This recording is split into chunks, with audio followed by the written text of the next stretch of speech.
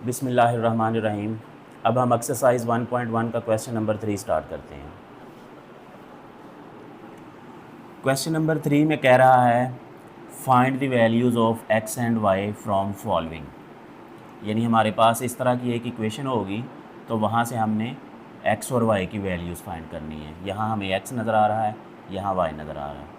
तो सॉल्यूशन में हम सबसे पहले रकम को दोबारा लिख लेंगे। अब यहाँ पे देखें, ये आपके पास एक इक्वेशन है। इक्वेशन की लेफ़्ट साइड पे भी आपको अयोटा नज़र आ रहा है, इक्वेशन की राइट साइड पे भी अयोटा नज़र आ रहा है। इसका मतलब है इस तरफ भी एक कॉम्प्लेक्स नंबर है, इस तरफ भी एक कॉम्प्लेक्स नंबर है। और ये देखें, ये ब्रैकेट में लिखा हुआ है और इस पूरी रकम में कहीं भी अयोटा नहीं है। इसका मतलब है कि ये रियल पार्ट है। देखें कॉम्प्लेक्स नंबर में क्या होता है, a प्लस बी अयोटा, ये सारे का सारा कॉम्प्लेक्स नंबर कहलाता है। और इसमें दो हिस्से होते हैं, एक वो हिस्सा जिसके साथ अयोटा नहीं होता, एक वो हिस्सा जिसके साथ अयोटा होता है। जिसके साथ अयोटा नहीं होता उसे कहते हैं रियल पार्ट, और जिसके साथ अयोटा होता है उसे कहते हैं इमेजिनरी पार्ट।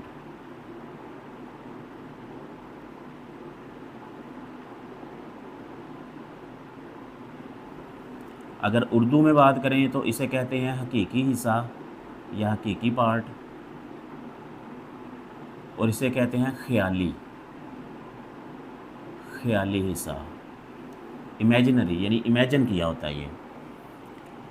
तो ये चीज़ आपने याद रखनी है, ये हम पूरे टॉपिक में करेंगे आज इंशाल्लाह, कि जिसके साथ अयोटा है वो इमेजिनरी पार्ट है और जिसके साथ अयोटा नहीं है वो रियल पार्ट है। अब क्वेश्चन पे आ जाएं। लेफ़्ट साइड पे देखें, ये दो हिस्से हैं, ये रियल पार्ट है, ये इमेजिनरी पार्ट है। इसी तरह राइट साइड पे भी दो हिस्से हैं, ये रियल पार्ट है और ये इमेजिनरी पार्ट है। और उसने कहा है कि ये इक्वल है, यानी इस साइड वाला जो कॉम्प्लेक्स नंबर है और इस साइड वाला जो कॉम्प्लेक्स नंबर है ये दोनों इक्वल हैं। तो ये दोनों उसी वक्त इक्वल हो सकते हैं जब इसका रियल पार्ट इस साइड का रियल पार्ट बराबर हो और इस साइड का इमेजिनरी पार्ट इस साइड का इमेजिनरी पार्ट बराबर हो। तो इसको हम बोलते हैं कंपैरिजन करना। तो यहाँ हम लिख लेते हैं बाय कंपैरिजन।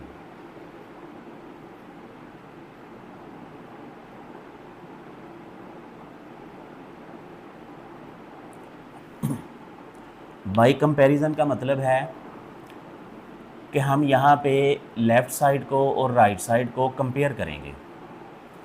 कंपेयर इस तरह करेंगे कि लेफ़्ट साइड का रियल पार्ट राइट साइड के रियल पार्ट के इक्वल है। इसी तरह लेफ़्ट साइड का इमेजिनरी पार्ट राइट साइड के इमेजिनरी पार्ट के इक्वल है।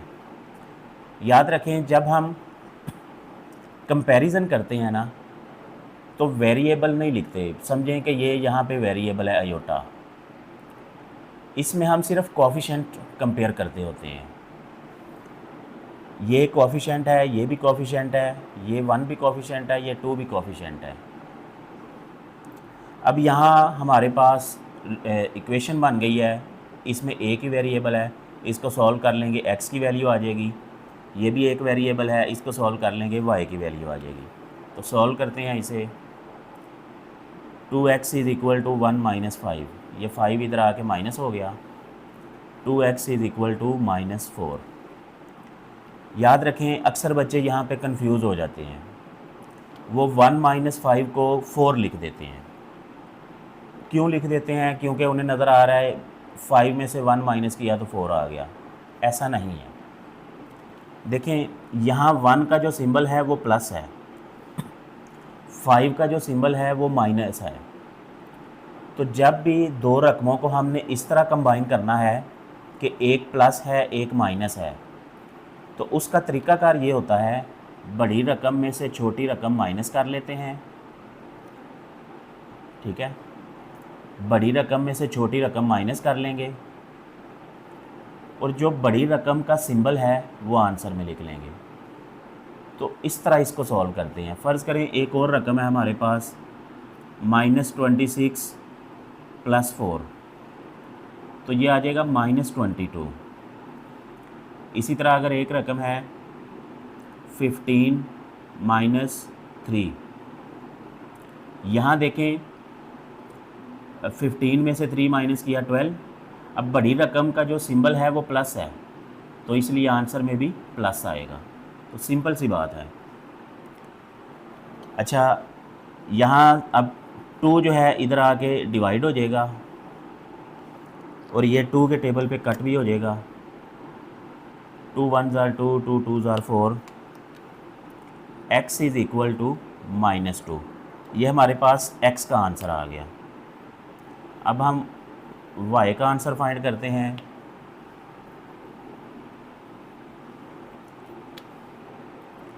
ये 3 इधर आके प्लस हो जाएगा,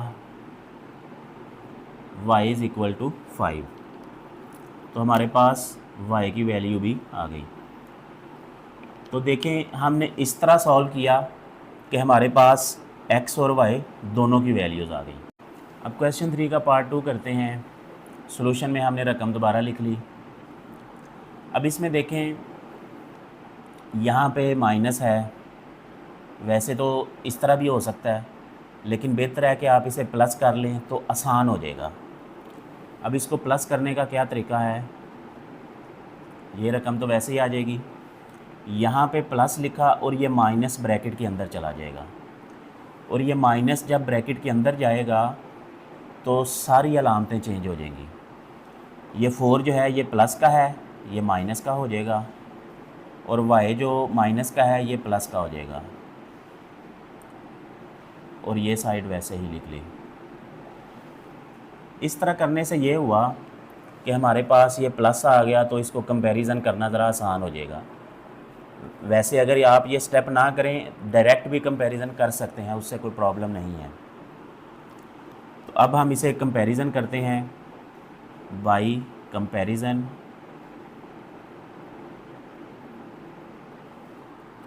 बिल्कुल उसी तरह जैसे पार्ट 1 में किया हमने। कंपैरिजन का मतलब है कि इसका रियल पार्ट और राइट साइड का रियल पार्ट ये दोनों इक्वल होंगे। लेफ़्ट साइड का इमेजिनरी पार्ट और राइट साइड का इमेजिनरी पार्ट ये इक्वल होंगे। अब यहाँ से हम x y की वैल्यूज़ फाइंड कर लेंगे। 3x is equal to 5 - 2, 3x is equal to 3, x is equal to 3/3, x is equal to 1। यहाँ हम इसको कट कर देते हैं, ये हमारे पास x की वैल्यू आ गई। इसी तरह ये 4 इधर आके प्लस हो जाएगा, तो y आ जाएगा 7, तो ये हमारे पास y की वैल्यू आ गई।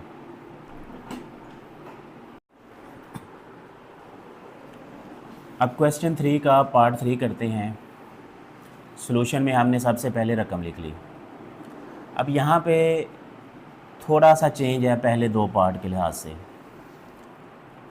देखें इस ब्रैकेट के अंदर भी अयोटा है, इस ब्रैकेट के अंदर भी अयोटा है, तो कंपैरिजन करना थोड़ा मुश्किल है।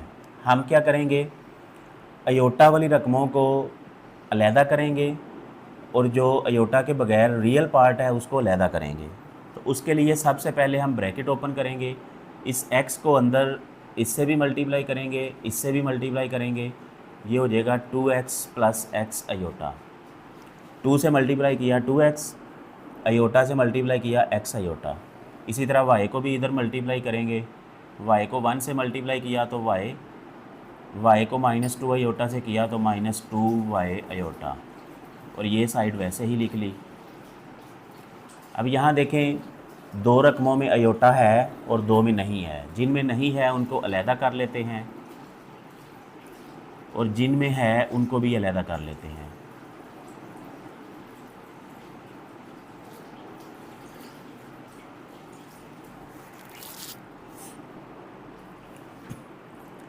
अब इसको मैं ब्रैकेट में लिख लेता हूँ जैसे पहले रकम में लिखा होता था। अब इधर दो रकमों में अयोटा है तो मैं इसको कॉमन ले लेता हूँ, यहाँ x माइनस 2y और यहाँ पे aorta.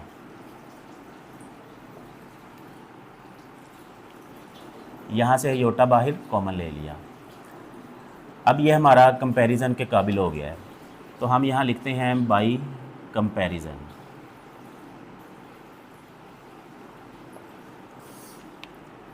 Real part left side का रियल पार्ट, राइट साइड का रियल पार्ट, ये दोनों इक्वल हैं। इसी तरह लेफ़्ट साइड का इमेजिनरी पार्ट, राइट साइड का इमेजिनरी पार्ट, ये दोनों इक्वल हैं। अच्छा, कंपैरिजन करके हमने जो इक्वेशन लिखी, पहले हम देखते थे कि लेफ़्ट साइड पे एक ही वेरिएबल होता था x या y, अब इसमें दोनों ही आ गए हैं, x y दोनों ही आ गए हैं। तो डायरेक्ट हम इसमें से एक इक्वेशन को इस्तेमाल करते हुए x और y की वैल्यू नहीं फाइंड कर सकते। तो ये हमारे पास एक इक्वेशन है, ये एक इक्वेशन है, इसको हम नाम दे देते हैं, ये इक्वेशन 1 है, ये इक्वेशन 2 है। इनको नाम इसलिए दिया क्योंकि आगे जाके हमने इस पे थोड़ी चेंजिंग करनी है, तो इसलिए हमें पता होना चाहिए कि इक्वेशन 1 कौन सी है, इक्वेशन 2 कौन सी है। अब हम चाहते हैं कि इन दोनों को इकट्ठे सॉल्व करें। इकट्ठे सॉल्व करके या तो x को ख़त्म कर दें या y को ख़त्म कर दें। इस केस में देखें, यहाँ x का जो कोएफिशिएंट है वो 2 है, यहाँ x का जो कोएफिशिएंट है वो 2 है, सॉरी 1 है।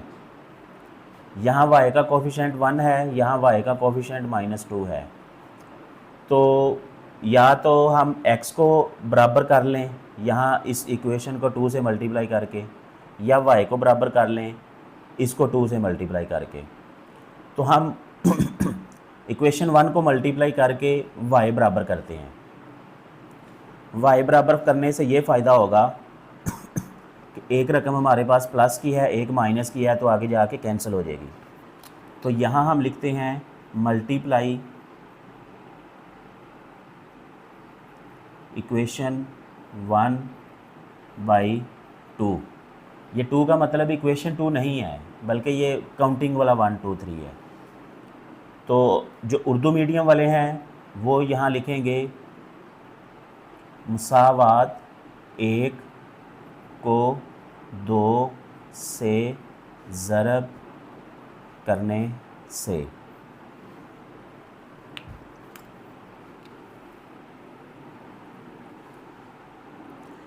अब इक्वेशन नंबर 1 है आपके पास 2x + y, इसको मैंने 2 से मल्टीप्लाई कर दिया। याद रखें ये मल्टीप्लाई किया है तो यहाँ ब्रैकेट लिखना बहुत ज़रूरी है। ब्रैकेट नहीं लिखेंगे तो इसका मतलब है कि ये 2 जो है सिर्फ 2x से मल्टीप्लाई होगा, y के साथ इसका कोई लेना देना नहीं। तो इसलिए ज़रूरी है कि आप यहाँ पे ब्रैकेट लिखें और यहाँ पे 2 × 3।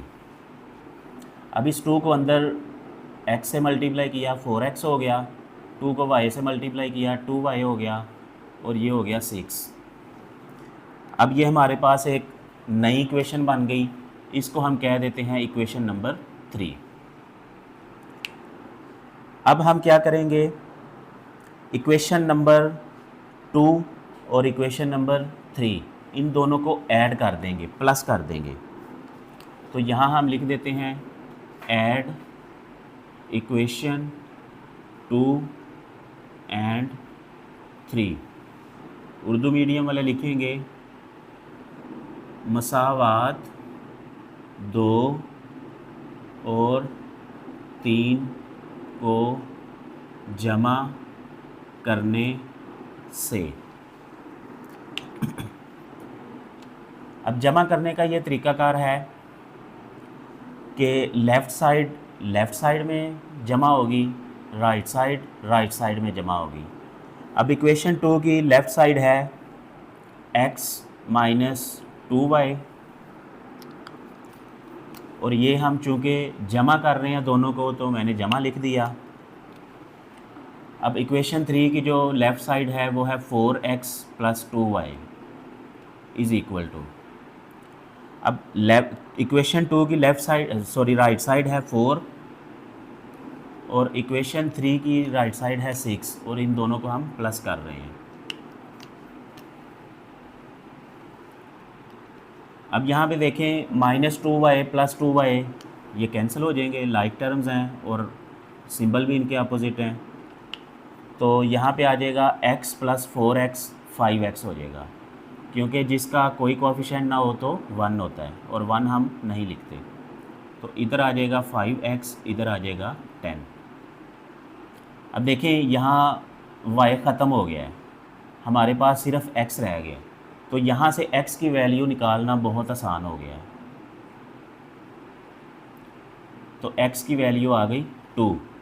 इसको हम 5 के टेबल पे कट कर लेते हैं, 1 2। तो ये हमारे पास x की वैल्यू आ गई। अब हमने y की वैल्यू भी निकालनी है, क्योंकि क्वेश्चन में उसने कहा है x एंड y दोनों की वैल्यूज़ फाइंड करनी है।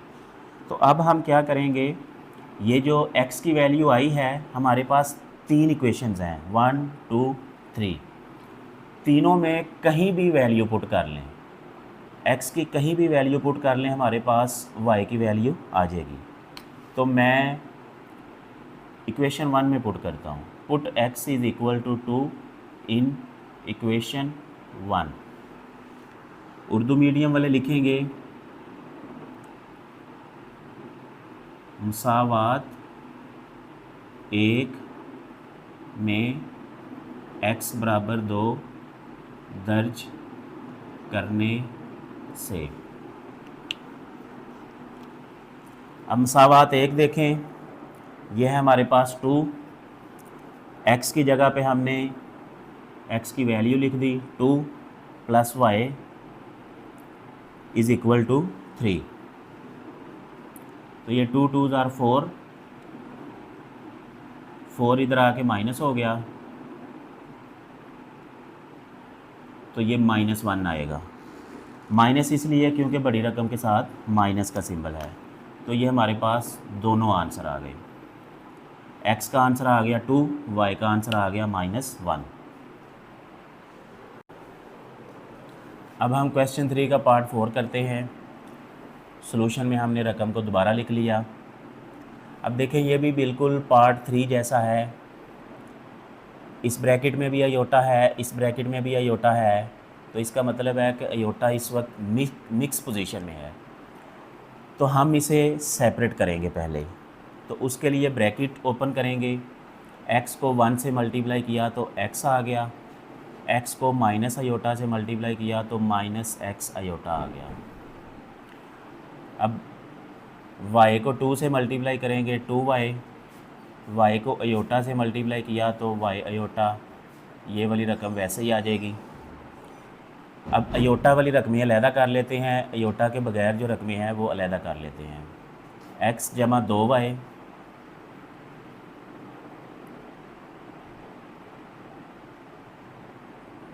जमा y iota minus x iota = 4 minus iota.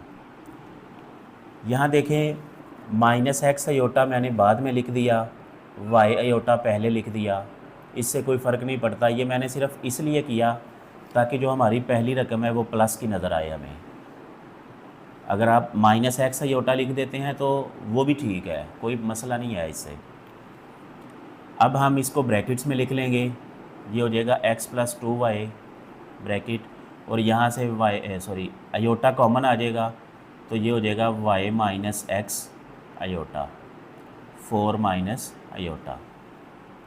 अब ये कंपैरिजन के काबिल हो गया है, अयोटा अलहदा हो गया है, अयोटा के बगैर जो रियल पार्ट है वो अलहदा हो गया। अब हम यहाँ लिखते हैं बाय कंपैरिजन।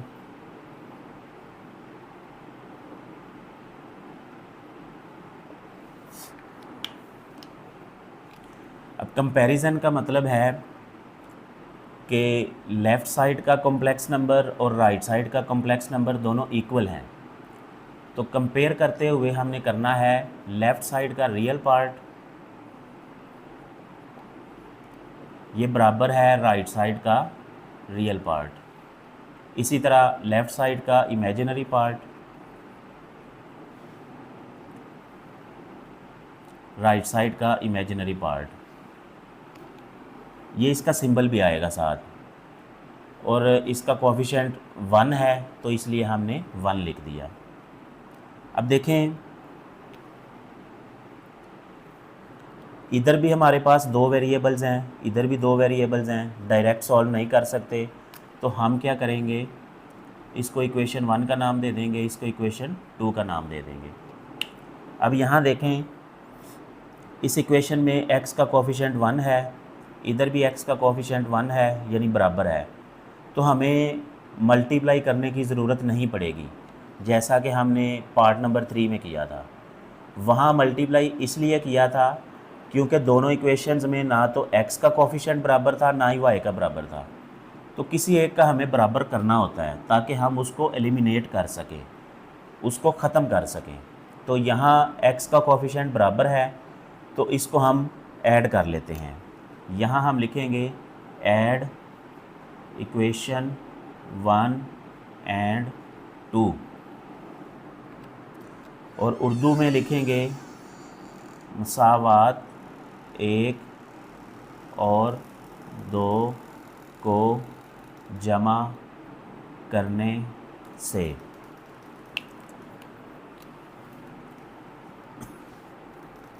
अब जमा करने का तरीका है कि जो इक्वेशन 1 है उसकी लेफ़्ट साइड लिख ली x + 2y। अब चूँकि हम जमा कर रहे हैं तो इसलिए यहाँ पे जमा लिख दिया। इक्वेशन 2 की लेफ़्ट साइड लिख दी। अब राइट साइड पे आएँ तो इक्वेशन 1 की राइट साइड और इक्वेशन 2 की राइट साइड।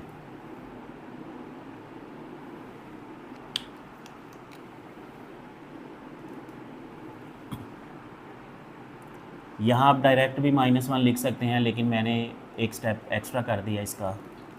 अब देखें यहाँ पे +x - x कैंसिल हो गए और 2y + y 3y हो गया, और इधर 4 - 1, अब ये प्लस माइनस हो गया। 3y = 3, y = 3/3, y = 1। तो ये कटिंग हो के हमारे पास y का आंसर 1 आ गया। अब इस y की वैल्यू हम इक्वेशन 1 में भी पुट कर सकते हैं, इक्वेशन 2 में भी पुट कर सकते हैं, तो हमारे पास x का आंसर आ जाएगा। मैं लिखता हूँ पुट y = 1 इन इक्वेशन 1। मैंने इक्वेशन 1 में पुट कर दिया।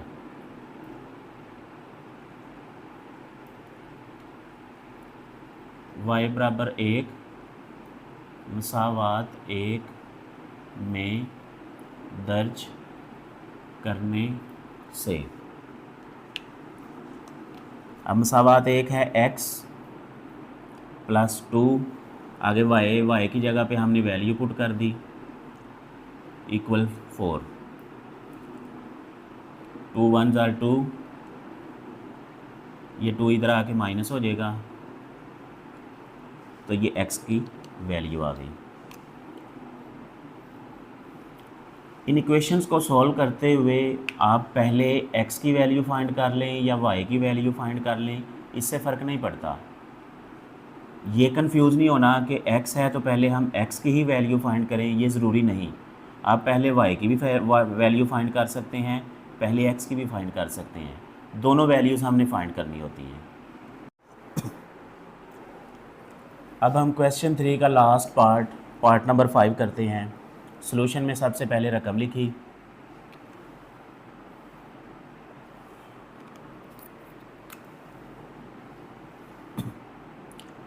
अब देखें इसमें रियल पार्ट और इमेजिनरी पार्ट पहले से अलग है, तो इसमें हमें फ़र्दर कोई कैलकुलेशन करने की ज़रूरत नहीं है। हम डायरेक्ट इसका कंपैरिजन कर लेते हैं बाय कंपैरिजन।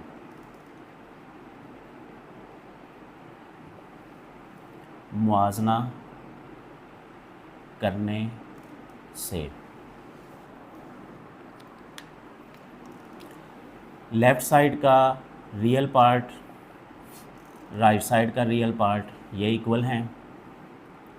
लेफ़्ट साइड का इमेजिनरी पार्ट राइट साइड का इमेजिनरी पार्ट ये इक्वल है। 1 इधर आके प्लस हो गया,